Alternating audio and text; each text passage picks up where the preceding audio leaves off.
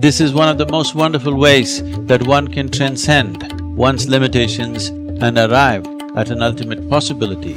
It has been a way of evolving an individual human being into a universal entity, touching these 108 or activating these 108 chakras or points in the body.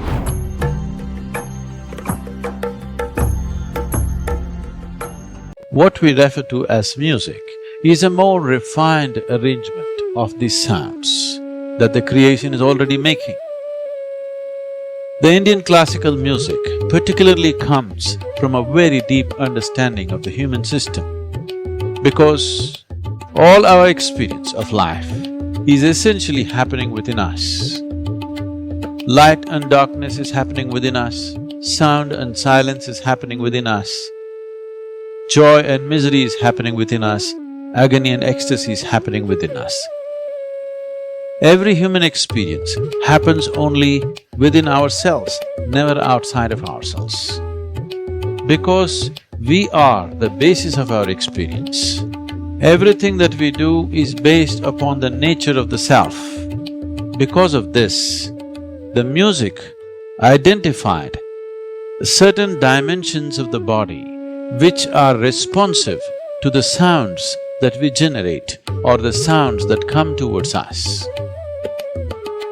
The human system being seen as 5 koshas or 5 sheets or layers of body. The Annamaya kosha, the Manomaya kosha, Pranamaya kosha, Vijnanamaya kosha and Anandamaya kosha. Among these 5, Pranamaya kosha is the most significant one. Pranamaya kosha is made up of 72,000 nadis, which meet and redistribute in 114 significant ways, or there are 114 junction boxes in the human system. Of these, 2 are outside the physical nature and 112 are within. Out of these 112, 4 are dormant to a large extent. So 108 active energy centers in the body are chakras in the body. Based on this, these 108 are divided on the right and the left in the form of Ida and Pingala. They're divided as 54 each. Based on this, we formed a Sanskrit alphabet of 54 sounds. These 54 sounds in 2 manifestations of feminine and masculine, we have 108. These 108 sounds, these 54 in 2 different shades or 2 different manifestations amounting to 108 has a significance, and the whole music system evolved out of these 108.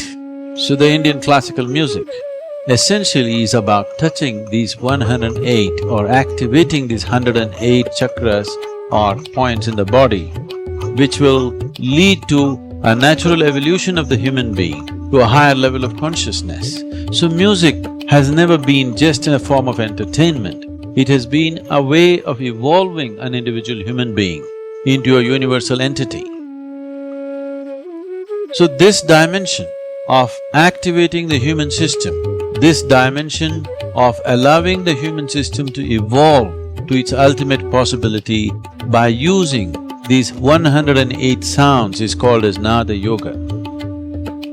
So the Indian classical music is an evolution of this fundamental process of Nada Yoga. If one listens to music with the necessary involvement, or one involves themselves in the process of what we are referring to as the classical music, it is not just about pleasantness of the body, it is not just about the pleasantness of emotion that one goes through. It is a way, it is a method to move out of compulsive cycles of life and transcend those cycles to achieve an ultimate process of freedom and liberation. The classical music is a very refined and wonderful way of delving into oneself. This is one of the most wonderful ways that one can transcend one's limitations and arrive at an ultimate possibility. There are many ways to do this, but this is a wonderful and beautiful way to do it.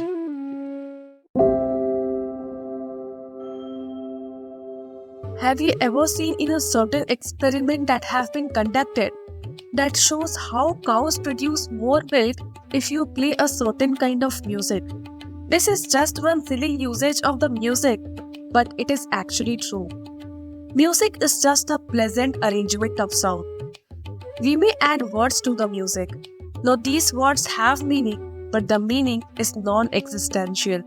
We make up the meaning. They are psychological and cultural. They are not existentially true. But sound is existential reality. It is a reverberation that exists. Every kind of arrangement of these reverberation has different kind of impact on the human system and our surroundings. In Hinduism, music is essentially considered a path to spirituality. It follows that our god and goddesses have always been depicted with musical instruments, whether it's Shiva with his damaru, Krishna with his flute, goddess Saraswati with her veena, or even Nandi, Shiva's divine worshipper, with his mridangam. Music has always been a means of expression for all gods themselves. Krishna's Ras Leela is considered the most profound expression of love, while Shiva's Rudra Tandava is a celestial dance, symbolizing the destruction and eventual regeneration of the entire cosmos. For mere mortals too, music through bhajans, kirtan and arati that brings them closer to God. Even our ancient temples had bells with different shapes and sizes that signals the arrival of devotees along with gongs and gongs, all with the purpose of creating sounds at different frequencies. Though that frequency is important and can have a host of different influences. Vedic literature venerates classical music or Shastri Sangeet, which, when played in the purest form, has the power to influence nature itself. Literature is rife with accounts of Rag Malhar being the harbinger of rain, or Rag Deepak that has the power to light up the diyas. If music can so deeply impact the outer environment, imagine the effect that it has in our body. Our ancient ancestors already understood this, which explains why the sound of music has been an integral part of all Hindu traditions since time immemorial. The book, The Healing Power of Indian Ragas, the Indian classical music therapist and author Rajam Shankar explains how indigenous music has been used as a tool for education, entertainment, healing, mood management since Vedic times. The book offers, through curated personal experience of working in a multidisciplinary, collaborative environment including medical, psychology, rehabilitation, and special education professionals, an insight into the author's extensive understanding about the importance of sound, intonations, and nuances in Indian classical music, and their employment in wellness, healing, and curative education. Now, Vedic chants, the Bij mantras, and music were rendered with utmost care, as each intonation, inflection of voice and rhythm were a source of healing and spiritual upliftment. Music was a means of attaining spiritual or devotional bliss, followed by emotional and physical wellness. And the process behind this is demystified to the understanding of chakras. Starting from the base of the spine and going right up to the crown of the head, each chakra is associated with a specific color and also has a specific quality. An imbalance in any of these chakras reflects physically and emotionally aspects of life associated with it. For example, an imbalance in the solar plexus chakra that is associated with emotions may result in you feeling low. So what exactly is the relation between the music and the chakra? Now, each chakra is associated with a particular sur or a particular frequency. Just like chakras are associated with colors, they also correspond to the 7 surs.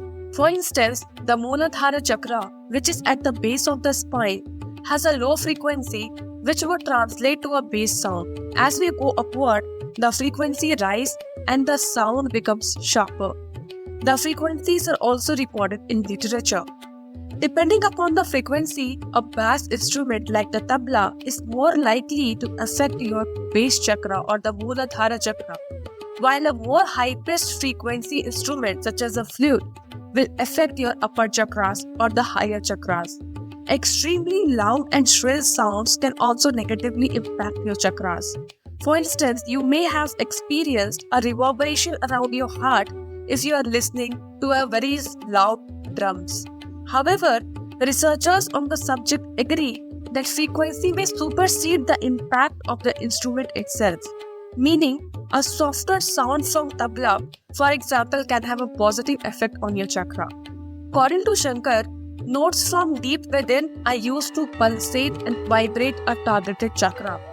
Because each chakra has rhythmic pulsation, music therapy treats the disability at the root cause, while multiple renderings and composition in so many ragas, each with a different emotion or bhava.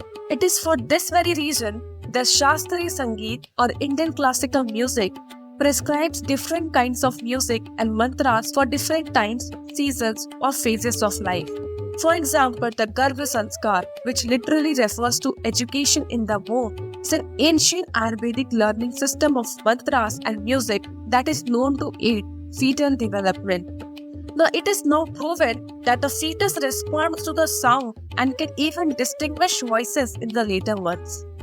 And from the metaphysical point of view, the practice of riyaz essentially creates sounds in all suras or frequencies to clean up the chakras and balance them out. This explains why in ancient time riyaz was done for hours at a stretch before even starting to sing to get the purest possible result. If you want to know music, don't look at music. You must know silence. If there is no silence, sound is just a jumble of nonsense. If you want to paint, first you need an empty canvas, isn't it? Similarly, because there is silence, there is a possibility of sound. Thank you for watching the full video. If you loved the video and found it meaningful, do not forget to give it a like, share and subscribe. Up to next, stay safe, healthy, happy and namaskar.